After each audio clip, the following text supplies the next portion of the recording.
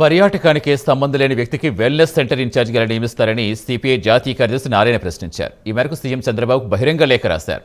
అదానీ, అంబానీల కంటే పెద్ద స్థాయిలో బాబా రామ్దేవ్ వ్యాపారం చేస్తున్నారని నారాయణ ఆరోపించారు.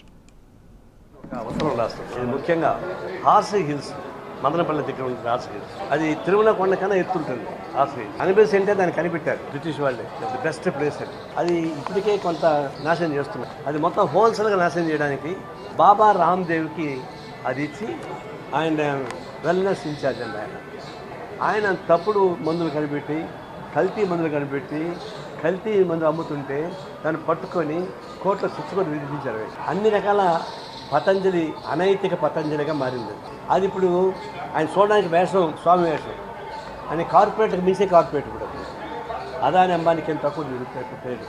ఆయన టర్న్ ఓవర్ చూస్తే ఇప్పుడు కార్పొరేట్ కంపెనీకి దాన్ని మార్చేసి కార్పొరేట్ కంపెనీగా మార్చుకొని వేషం మాత్రం సన్యాసి వేషం వేసుకొని నేను ప్రజాసేవ చేస్తాను, పర్యావరణ చేస్తాను అని అంటే ఎవరు నమ్ముతారు దీన్ని?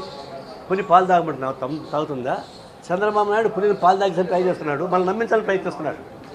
చివరికి మమ్మల్ని నమ్మించాల్సింది, నిన్ను తినేస్తుంది అది. ఆయనకి అప్పటికి చూడండి అది ఏమైపోద్దో.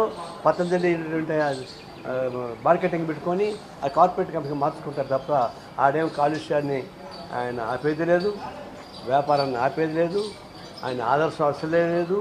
స్వార్థపూరితమైనటువంటి బాబా రామ్దేవ్ని నమ్మి మీరు వెల్నెస్ అనేటువంటి ఒక సర్టిఫికేట్ ఇచ్చి అక్కడ పనికిమాలిన వాడికి దాన్ని మీరు టూరిజం ప్రమాణం డెవలప్ టూరిజం డెవలప్మెంట్కును